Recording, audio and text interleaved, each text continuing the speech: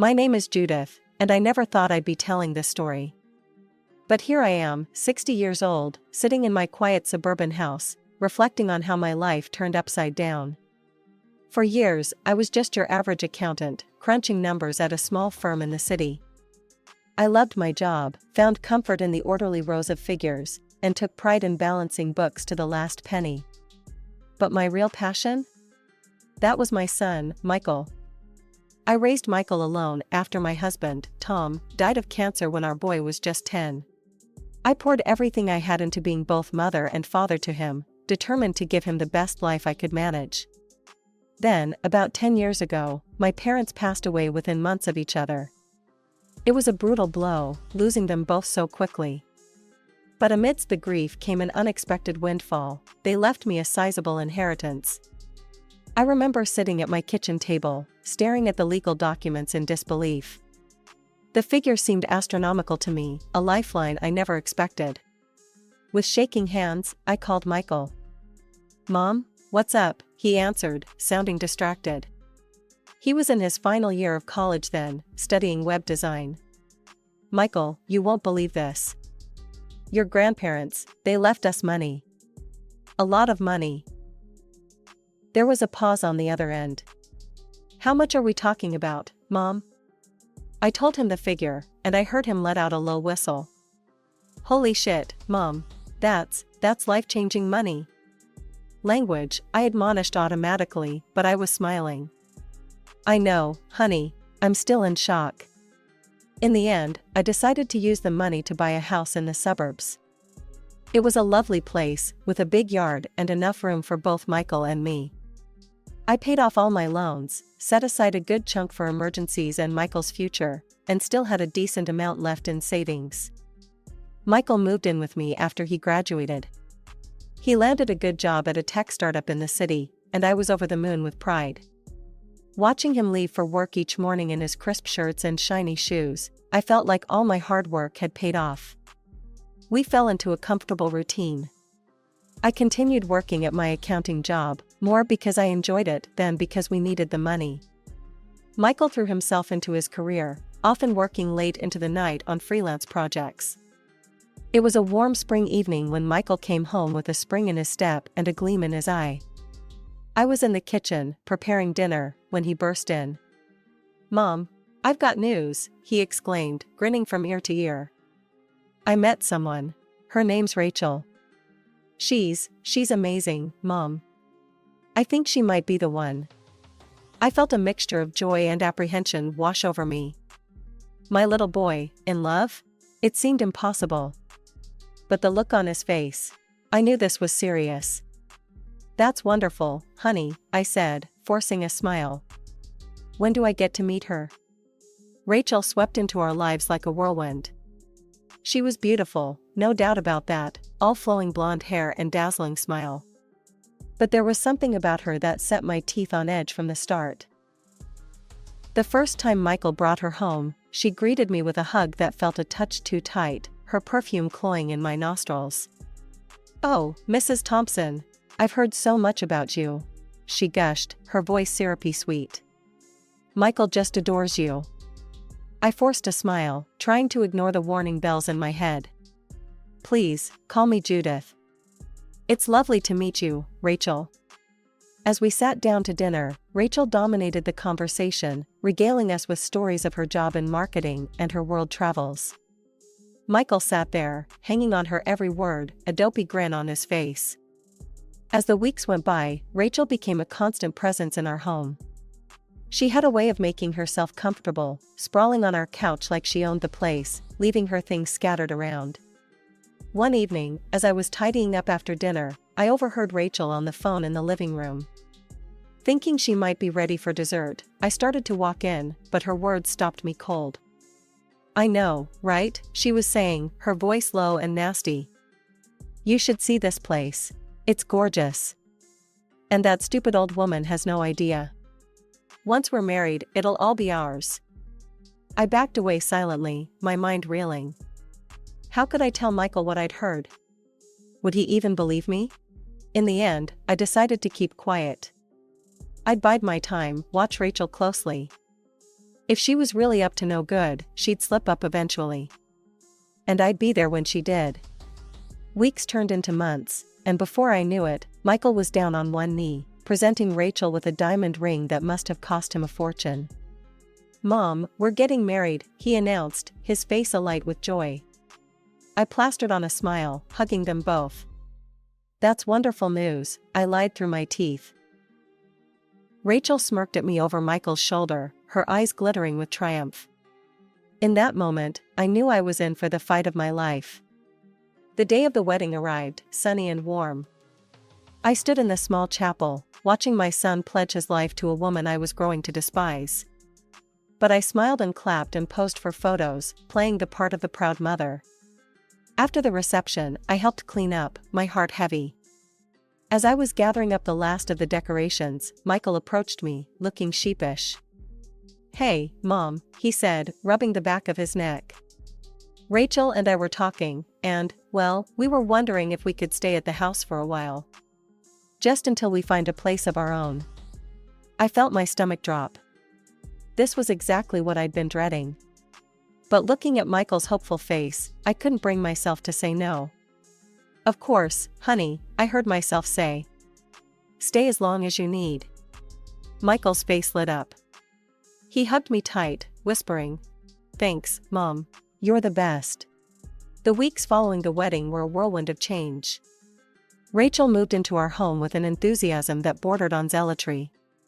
She rearranged furniture, hung new curtains, and generally treated the place like her own personal dollhouse.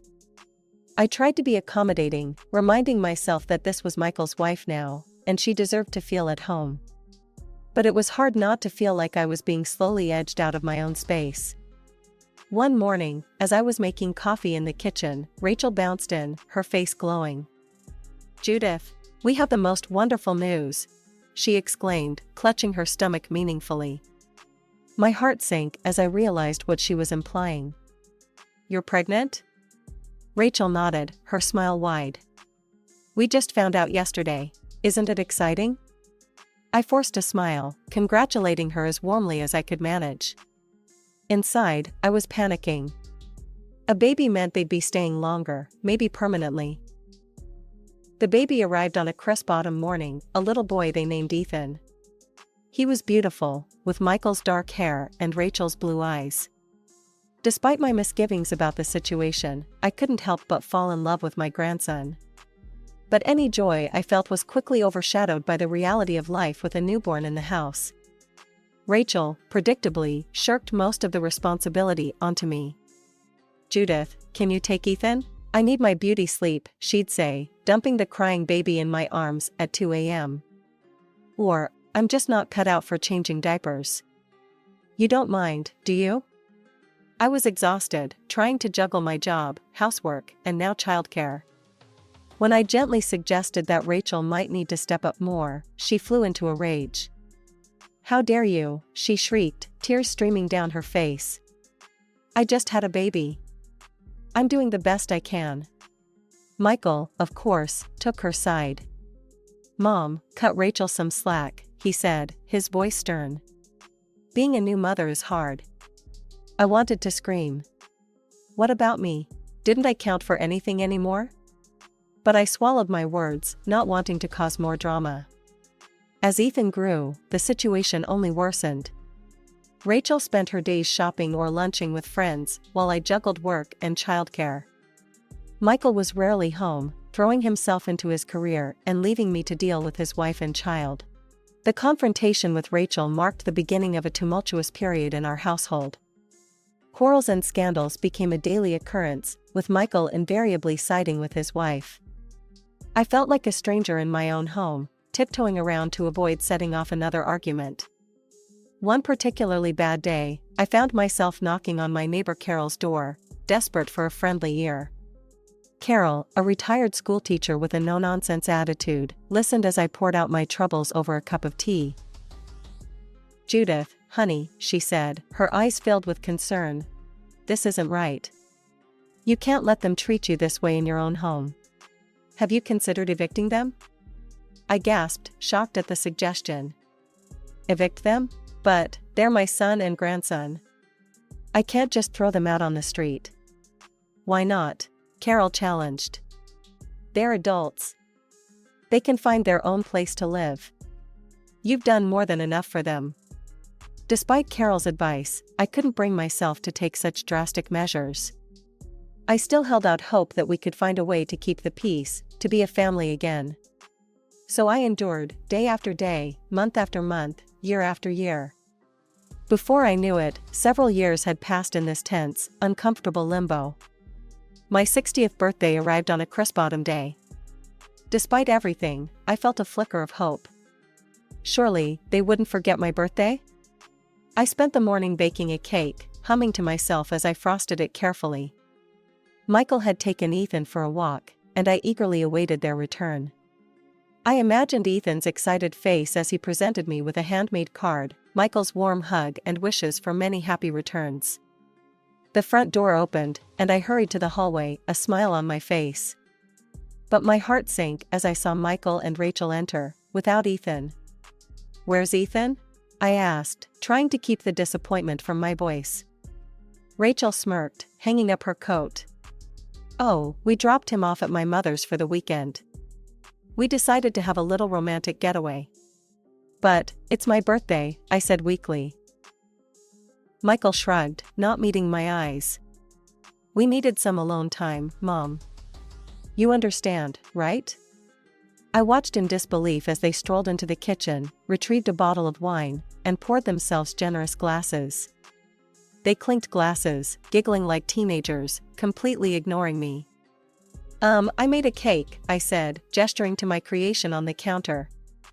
"I thought we could celebrate." Rachel rolled her eyes. "Oh, Judith, don't be so needy. We're trying to have a romantic weekend here. Why don't you go to your room and, I don't know, read a book or something?" I felt my temper flare. "Excuse me? This is my house, and it's my birthday. I don't think it's too much to ask for a little celebration with my family." Michael slammed his glass down, wine sloshing over the rim. "For God's sake, Mom. Can't you think about someone other than yourself for once? We need this time together. Just, go to your room and keep your head down, okay?" Before I could react, I felt hands on my arms, roughly shoving me towards the door. I stumbled, realizing with horror that it was Michael manhandling me. "Michael, stop. What are you doing?" I cried, struggling against his grip. I heard Rachel's malice voice from behind me. "You heard him. Get out of our sight and stay on the street where you belong."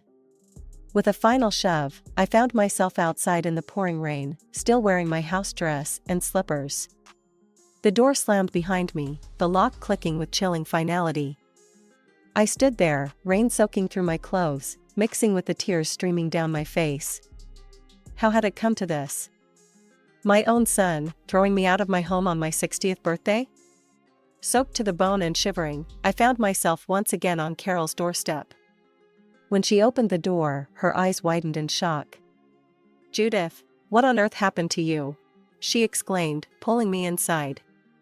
Through chattering teeth and hiccuping sobs, I recounted the cruel events of the evening. Carol's face darkened with each word, her jaw clenching in anger. "That's it," she said firmly once I'd finished. "Enough is enough, Judith. I'm calling my son, Jake. He's a lawyer. He'll know what to do." Before I could protest, she was dialing. Within minutes, she'd arranged for me to meet Jake at his office first thing in the morning. "Now," Carol said, handing me some dry clothes. "You're staying here tonight. Tomorrow, we fight back." I spent a restless night on Carol's couch, my mind racing. At dawn, I snuck back into my house. Michael and Rachel were still asleep, oblivious to my return. Quietly, I gathered my phone, important documents, and a change of clothes, stuffing them into my purse. Jake's office was sleek and professional, a stark contrast to my disheveled state. He listened intently as I told my story, his face grave. "Mrs. Thompson," he said when I'd finished, "what they've done to you is not just morally reprehensible, it's legally actionable. We can file for eviction immediately." I hesitated. "Eviction? But, where will they go? Jake's eyes softened. Mrs. Thompson, with all due respect, that's not your concern anymore. They're adults who've abused your generosity. It's time to reclaim your life. He leaned forward, his voice serious. There's something else we should consider. Given your daughter-in-law's manipulative behavior, it might be worth investigating her background. I know a reputable private detective who could dig into her past. The old me would have balked at the suggestion. But sitting there, in my borrowed clothes, I felt a steely resolve settle over me. Do it, I said firmly. The next few weeks were a whirlwind of legal proceedings. Jake filed for eviction, presenting a compelling case of emotional abuse and unlawful occupation. To my shock and relief, the court ruled in my favor. The day of the eviction arrived. I stood in the driveway, watching as Michael and Rachel hurriedly packed their belongings into a moving truck. Rachel spotted me and stormed over, her face contorted with rage. You miserable old filth, she hissed. You'll regret this. I swear, I'll make you pay for what you've done. As she stomped away, I caught sight of Michael. Our eyes met for a moment, and I saw a flicker of something. Regret? Shame? But then his face hardened, and he turned away without a word. The hardest part was watching them drive away with Ethan. My grandson's confused face peered out the car window, and my heart clenched. Rachel's parting words rang in my ears. Don't think you'll ever see him again. He's our son, not yours. A few weeks after the eviction, I was just settling into my new, quieter life when my phone rang. It was Jake's private detective, and his voice was urgent. Mrs. Thompson, you need to come to my office immediately. What we've uncovered about your daughter-in-law, it's worse than we could have imagined. Heart pounding, I rushed to meet him. What he told me left me reeling. Rachel Daniels, formerly Rachel Winters, the detective began, spreading photos across his desk. Suspected of murdering her first husband, James Winters, 5 years ago. I gasped. Murder? But, how? He pushed a police report towards me. Mr. Winters died in a car crash. Toxicology showed a massive dose of sleeping pills in his system. But they couldn't prove Rachel administered them, so she walked free. My mind was spinning. There's more, the detective continued grimly. Rachel had a child with James. After his death, she gave the baby up for adoption. Disappeared for a while, then resurfaced, and met your son. I felt sick. Oh God, Michael. Ethan. The detective nodded gravely. We found new evidence. A witness saw Rachel tampering with James's coffee the morning of the crash. And we tracked down the doctor who prescribed Rachel those same sleeping pills. I stood up, my legs shaky. We have to go to the police. Now. The next few days were a blur of police stations, statements, and shocking headlines. Killer bride, screamed one newspaper. Mother-in-law unmasks murderer, declared another. Rachel was arrested, her face a mask of fury as they led her away. I couldn't help but shudder, remembering her threats of revenge. Michael was devastated. He threw himself into proving Rachel's innocence, hiring expensive lawyers, draining his savings. One day, he showed up at my door, looking haggard and desperate.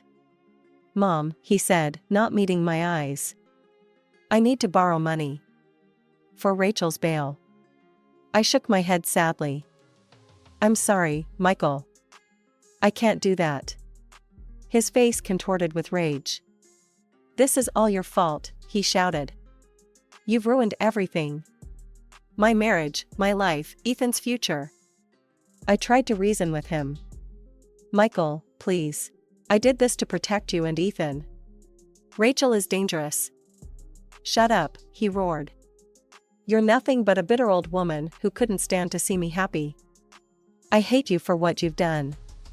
I wish you weren't my mother. His words cut deep, each one a dagger to my heart. As he stormed off, I sank to the floor, sobs racking my body. How had it come to this? The trial was a media circus. I sat in the back of the courtroom, watching as evidence was presented, witnesses testified. Rachel sat stone-faced, while Michael looked more broken each day. During a recess, Michael approached me. His eyes were cold, filled with loathing. "Are you happy now?" he spat. "You've destroyed our lives. I hope you're proud of yourself." I reached out to him, my heart breaking. "Son, please. I never wanted this. I only wanted to keep you and Ethan safe." But he turned away, deaf to my pleas. As I watched him walk back to Rachel's side, I realized with a sinking heart that I might have lost my son forever. I went to bed that night with a heavy heart, but a clear conscience. The trial was far from over, and I knew there were more storms to weather. But I was done being a victim. Whatever came next, I would face it head-on. The trial had been dominating the news for weeks when an unexpected turn of events shook everything up. I was watching the evening news when my phone rang. It was Jake, his voice tense with excitement. "Judith, you need to come down to the station right away. Someone's come forward with new information about Rachel." When I arrived, I found the police station in a flurry of activity. Jake led me to an interview room where a nervous-looking woman sat, wringing her hands. "This is Melissa," Jake explained. She was Rachel's friend. Melissa looked up at me, her eyes brimming with tears. "I'm so sorry," she blurted out. "I should have come forward sooner, but I was scared." Over the next hour, Melissa unraveled a tale that chilled me to the bone. Rachel had confided in her, detailing her plans to get rid of me, then Michael, all to get her hands on my house and assets. "She had it all planned out," Melissa said, her voice shaking. "She was going to push you down the stairs, make it look like an accident. But then you kicked them out, and it ruined her plan." I felt the blood drain from my face as I realized how close I'd come to death, without even knowing it. All those times Rachel had given me that calculating look, had she been planning my demise? The police took Melissa's statement seriously, immediately updating the charges against Rachel. When the news broke, it was like a bomb had gone off in our lives. I was at home when Michael showed up at my door, looking shell-shocked. "Is it true?" he asked, his voice barely above a whisper. "Was Rachel really planning to kill you? To kill me?" I nodded, unable to find words. Michael stumbled into the house, collapsing onto the couch with his head in his hands. "Oh God," he moaned. "What have I done? How could I have been so blind?" Over the next few days, Michael's world continued to unravel. He stopped paying Rachel's lawyers, refused to post her bail. He filed for divorce and began proceedings to terminate Rachel's parental rights. Rachel, desperate and cornered, tried to convince Michael it was all a lie, that she was being framed. But the evidence was overwhelming, and for the first time, Michael began to see through her manipulations. One afternoon, Michael came to see me again. He stood on my porch, looking lost and broken. "Mom," he said, his voice cracking. "I'm so sorry. For everything. I was horrible to you, I said such awful things. Can you ever forgive me?" I looked at my son, this man I'd raised, who I'd loved unconditionally for so long. I saw his pain, his regret. But I also remembered the years of neglect, the harsh words, the way he'd thrown me out of my own home. "Michael," I said firmly, "I'm glad you've seen the truth about Rachel. And I'm relieved that you and Ethan are safe now. But I'm not ready to forgive you. The hurt is still too fresh." His face fell, but he nodded. "I understand. I don't deserve your forgiveness. But, would you be willing to see Ethan? He misses you so much." At the mention of my grandson, my heart softened. "Yes," I said. "I'd love to see Ethan." The next day, Ethan came to visit. As I hugged my grandson close, I knew that things would be different this time. I would be a grandmother, yes, but also Judith Thompson, a woman with her own life, her own interests, and her own strength.